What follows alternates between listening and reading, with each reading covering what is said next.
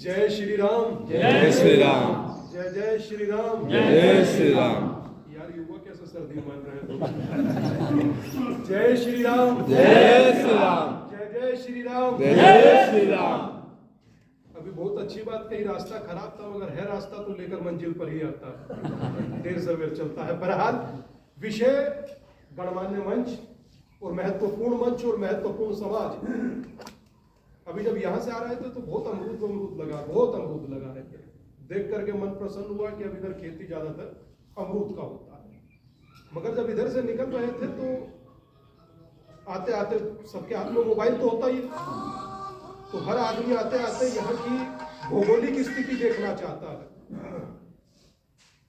तो तलेड़ी, गंजेड़ी, बचीटी और वर्तमान भटोल, जहां वर्तमान हम लोग खड़े हैं, भौगोलिक स्थिति देखी जाए तो हम लोग सिमट रहे हैं, परसेंटेज में सिमट रहे हैं, सुकुड़ रहे हैं।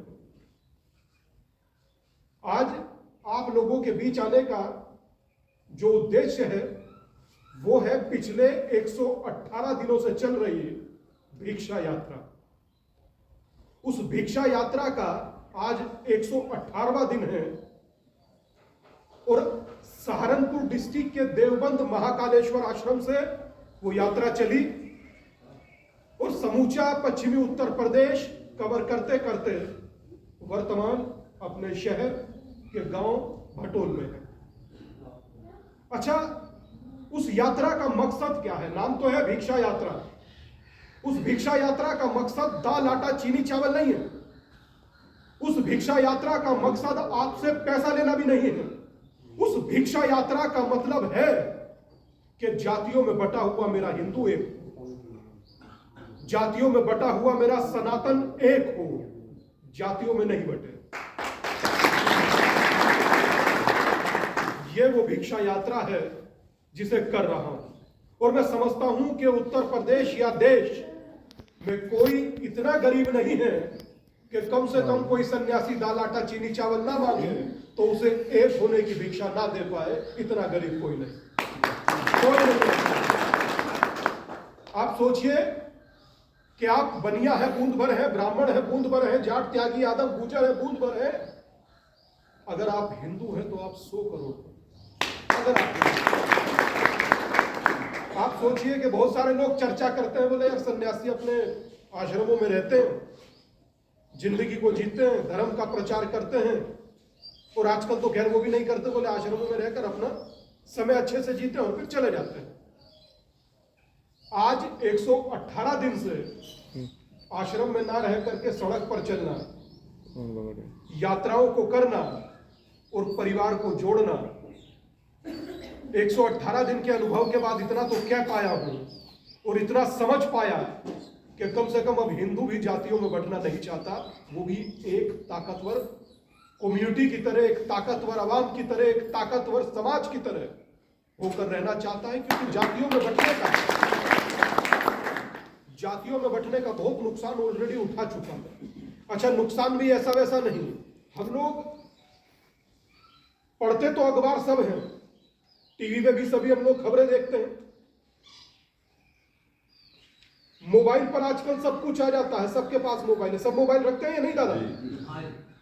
इस मोबाइल पर सब आ जाता है। सोचिए, कश्मीर से हिंदू निकाल दिया गया 1990 में। इस देश के अंदर कोई एक ऐसा आंदोलन हुआ कि इन्हें वापसी इनकी जगह दी जाए? कोई एक आंदोलन हुआ? श्रद्धा के 35 टुकड़े कर दिए गए देश की राजधानी में, कोई आंदोलन हुआ? आपका रामचरितमानस जला दिया गया लखनऊ में, कोई आंदोलन हुआ? निकिता को माथे में गोली मार दिया गया, कोई आंदोलन हुआ? नहीं होगा, क्योंकि सबको लगता है उसकी लड़ाई है वो लड़े, ठाकुर की लड़ाई है ठाकुर लड़ेगा, जाट की लड़ाई है जाट लड़ेगा, ब्राह्मण की लड़ाई है ब्राह्मण लड़ेगा, गुप्ता की लड़ाई है बनिया की बनिया लड़ेगा। अरे हिंदू की लड़ाई क्यों नहीं होती यार? मुझे यह समझ नहीं आ रहा। और एक होकर एक छोटा सा टुकड़ा या टहनी लीजिए, तोड़ दीजिए, ये पेड़ लगे हैं, 100 ही नहीं इकट्ठा कर तोड़ पाएगा कोई? तो मैं वो इकट्ठा करने के लिए आपसे हाथ जोड़कर भिक्षा मांग रहा हूं, कम से कम अपने लिए नहीं तो इन पीढ़ियों के लिए। हम लोग अपने आप नहीं हो सकते, कोई बात नहीं, मगर हम अपनी पीढ़ियों के लिए तो एक हो सकते हैं, आने वाली नस्लों के लिए तो एक हो सकते हैं, आने वाली जनरेशन के लिए तो एक हो सकते हैं। आप सोचिए कि यहां से 7 समंदर पार गए स्वामी विवेकानंद, जाकर एक शब्द कहा कि मुझे गर्व है हिंदू होने पर। एक बात कहा, मुझे गर्व है हिंदू होने पर।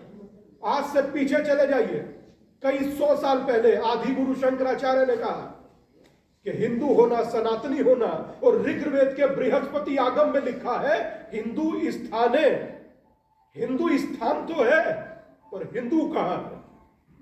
तो ये हिंदू को हिंदू बनाने की यात्रा है। जातियों में बटे रहिए, वो आपकी इच्छा। अगर हिंदू होना चाहते हैं तो ये भिक्षा दादा हमें जरूर दीजिए। यहां से समूचा अरब चले जाइए, समूचा अरब, एक शहर नहीं, 58-57 देश है। पूछिए कौन है, बोले मुस्लिम, बोले धर्म क्या है, बोले इस्लाम। यहां से समूचा यूरोप चले जाइए, पूछिए कौन है, बोले रोमन, बोले धर्म क्या है, बोले क्रिश्चियन। यहां उतरिए हिंदुस्तान में, बोले कौन है, बोले वर्मा जी, शर्मा जी, गुप्ता जी। क्यों नहीं कहे कि बोले कौन है हिंदुस्तान में, बोले हिंदू, बोले धर्म क्या है, बोले सनातन। बात यह होना चाहिए यार। तो ये भिक्षा मांगते मांगते कम से कम अब इतना तो प्रतीत होने लगा है कि कल ग्राम भायला में मेरी यात्रा थी, भायला वालों ने एक होर्डिंग लगाया, होर्डिंग पर लिखा ये गांव जातियों में बटे लोगों का नहीं, हिंदू सनातनियों का है। मैं जब आ रहा था गांव में, मैं देख रहा था, मैंने प्रधान जी कुछ तो ऐसा जरूर करिएगा कि आने वाले लोगों को ये महसूस हो कि यहाँ जातियों में बटे लोग नहीं रहते, एक परिवार, एक मुट्ठी बंद की तरह लोग रहते हैं, ताकि आने वाले को भी संदेश हो और जाने वाले को भी संदेश हो, और जो जातियों में बांटकर हमें तमाशा देखते हैं उन्हें भी संदेश मिलना चाहिए कि बटा हुआ समाज नहीं है। और यकीन मानिए, जब तक आप बटते हो, आप हर गली नुक्कड़ पर कटते हो, जब तक आप बटते हो। और जब आप एक होते हो तब आप सुनामी के जैसे वेग होते हो। तो तय आप कीजिए कि आप बूंद भरकर रहना चाहते हैं या समंदर बनकर। आप बट करके अपने को नुकसान पहुंचाना चाहते हैं या एक होकर सुनामी जैसा वेग होना चाहते हैं। ये निर्णय सब हमारे हैं, किसी गैर के निर्णय नहीं है। मगर एक चीज, इस सभा का थोड़ा सा टाइम है, उस टाइम के बाद यह सभा समाप्त हो जाएगी। आप लोग अपने अपने कामों पर लगोगे, घर जाओगे, मगर अपने दिल पर हाथ रखकर सोचिएगा कि 3 पग धरती मांगी थी राजा बलि से, बामन देव ने 3 पग। मैं तो मात्र आपसे एक भिक्षा मांग रहा हूं, और भिक्षा में आपसे आपका कुछ नहीं चाहिए, मगर आपका संकल्प चाहिए कि ना तो बटूंगा, ना टूटूंगा और ना झुकूंगा। इतना संकल्प तो ले ही सकते हैं या नहीं? आप खड़ा करके बताइए, ले सकते हैं या नहीं? अब मुझे लग रहा है मेरी भिक्षा यात्रा सफल हो गया। देखिए कि आप लोगों ने जब कहा कि संकल्प हो, और संकल्प में सभी का हाथ जब खड़ा हो जाए, सोचिए, चाहने को ये कभी इच्छाएं समाप्त नहीं होंगी, मगर होली को भले 2 हफ्ता बीत जाए, आपकी तालियों ने मेरी होली आज फिर बनवा दिया। मगर मेरी इतनी सी प्रार्थना आप जरूर स्वीकार कीजिएगा। 2-3 दिन के आपको आंकड़े बता रहा हूं कि 1.5 से 2 लाख लोगों ने अपने फेसबुक और ट्विटर प्रोफाइल के नाम के आगे जाति से हिंदू लिख दिया। बोले कि हमारे नाम के आगे हिंदू लिख दिया, हम हिंदू। मेरठ में 2 से 3 बच्चों ने स्कूल से नाम कटवाकर दूसरे स्कूल में जब नाम लिखवाने की कोशिश की, उन्होंने कहा कि मेरा नाम पीछे हिंदू लिखिए। आप जाति लिखते हैं ना, बोले वहां हिंदू लिखिए। तो 2-3 छोटे छोटे बच्चों ने कोशिश किया ना, भाईला वालों ने मैसेज दिया ना, आप साथ खड़े हुए ना, तो ऐसे ही भारत बदलेगा, ऐसे ही बदलेगा। क्योंकि हमारे बड़े होने का नुकसान हम तो छोड़िए, देवताओं के ग्रंथ भी उठा रहे। अगर जो 100 करोड़ हिंदुओं का देश और उनके आराध्य को ग्रंथ जला दे, सोचिए, यही कोई अनुशासनहीनता किसी और धर्म ग्रंथ के लिए की जा सकती है? अगर की जाती तो सुबह उसके सर से फुटबॉल खेल रहे होते सुबह। और हम लोग क्या कहें, हम लोग चलता है छोड़ना देखेंगे, अरे चलता है चल, ऐसे कर कर अपनी जिंदगी को तो अपने खत्म कर ही लिया है। हम आने वाली पीढ़ियों को भी गलत संदेश दे रहे हैं। मगर आप लोगों ने आज अपनी सहमति जताकर कम से कम मुझे भिक्षित तो किया ही किया। इस गांव के लिए एक बड़ा प्रधान जी ये संदेश होगा कि बटेंगे तो नहीं दोस्तों। अगर एक की बात है तो पूरे गांव की बात होगी, और अगर जो शहर की बात है तो पूरे शहर की बात होगी। अगर भारत की बात है तो समूचे हिंदू समाज की बात होगी, तब जाकर के हिंदू एकजुट होगा। एक बात हमेशा याद रखिएगा कि कंधों से बड़ा छाती नहीं होता और धर्म से बड़ा जाति नहीं। कभी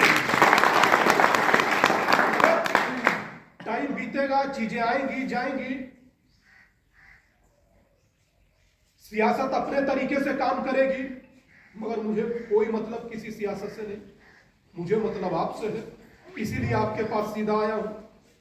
मुझे मतलब अपने हिंदू समाज से है, इसलिए आपके पास सीधा आया हूं, इस बात की उम्मीद के साथ कि इस गांव से बाकी पश्चिमी उत्तर प्रदेश के लिए एक बड़ा संदेश जाए कि समाज बढ़ नहीं रहा है, समाज संगठित हो रहा है। अभी आदरणीय कह रहे थे सेठपाल जी, बहुत अच्छी बात उन्होंने कही कि भारत तब विकास करता है जब हम लोग एक होते हैं। भारत तब विकास करता है जब हम लोगों में जातिगत हिंसा नहीं होती। आप सोचिए, सहनारी, बिल्लारी, लक्ष्मणपुर ये गवा रहे हैं जातीय हिंसाओं के, जिसमें कोई दूसरा नहीं हुआ, हम ही लोग एक दूसरे के शिकार। और क्यों हुए वो सबको मालूम है, मैं उस विषय पर जाना नहीं चाहता। मगर इतना सा जरूर कहूंगा कि हिंदू हिंदू भाई रहे, हिंदू किसी भाई का चारा न बने। एक शब्द कह देते हैं ना कि आजकल भाईचारा निभाइए, भाईचारा निभाइए। भाईचारा निभाते निभाते कम से कम नहीं तो हजारों के लगभग बेटियां जा चुकी हैं, लाखों के लगभग लोग जा चुके हैं, और आने वाली स्थिति इतनी अच्छी नहीं है। कम से कम अपने लिए नहीं तो अपने आने वाले बच्चों के लिए हम लोगों को आज एक होने का संकल्प जरूर लेना चाहिए। और इसलिए लेना चाहिए कि कल को जब इतिहास लिखा जाएगा, आने वाले और विद्वान लोग लिखेंगे, तो चर्चा ये नहीं होगी कि जब हम लोगों को एक होना था तो हम ये कहकर के वहां से चले आए कि भैया छोड़िए, चलता है चलता है। मुझे संत रविदास की आज एक बात याद आ रही है। उनके गुरु थे रामानंद आचार्य। उन्होंने कहा कि जाति पाति पूछे नहीं कोई, हरि को भजे सो हरि का होई। जो एक है वो हरि का है, परमात्मा का है। और संघे शक्ति कलयुग है, कलयुग में एक होने की ही ताकत है। आप सोचिए ना, एक होकर दूसरे लोग क्या क्या करते हैं। आपके यहां 16,000 मकान बने हैं आवास योजना में। अपने गांव की लिस्ट निकालिए, कितने आपको मिले पता है?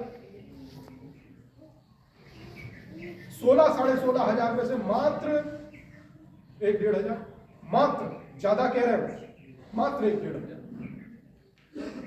तो आप एक नहीं होंगे, कोई बताता नहीं, कोई अपना साथ नहीं देता, कोई एक दूसरे के साथ खड़ा नहीं होता, यह सोचकर के बात उसकी है तो वही निपटे। मगर आज मुझे लगता है कि आवश्यकता हम लोगों के संगठित होने की है, हम लोगों के एक होने की है, और अगर डंके की चोट पर कहूं तो हिंदू होने की है। क्योंकि बिना मेरी एक छोटी सी प्रार्थना है प्रधान जी, कि सभी आपस में सहमति मिलाकर एक, जहां से गांव शुरू होता है वहां होर्डिंग एक जरूर लगवा। सहमति है दादा? एक जरूर होता कि आने वाले लोगों को एक संदेश। और दूसरी मेरी सहमति है कि आप लोग जहां बैठे हैं वहीं 2 मिनट के लिए खड़े हो जाए।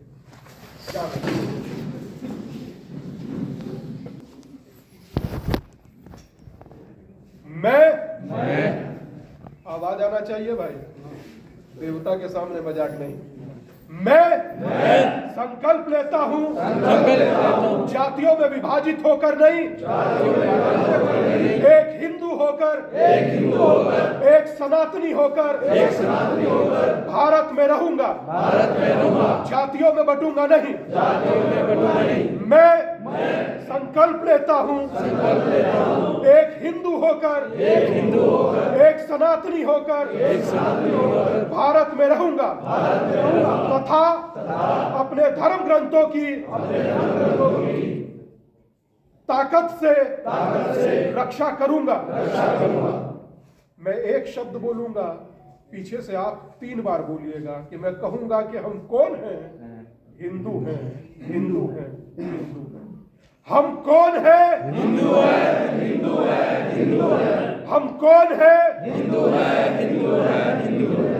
ना तो हिंदू बटा था, ना बटेगा, हिंदू ही रहेगा। जय श्री राम, जय जय श्री राम, जय जय श्री राम। भारत माता की जय, भारत माता की जय। वंदे मातरम, वंदे मातरम, वंदे मातरम। बहुत बहुत धन्यवाद।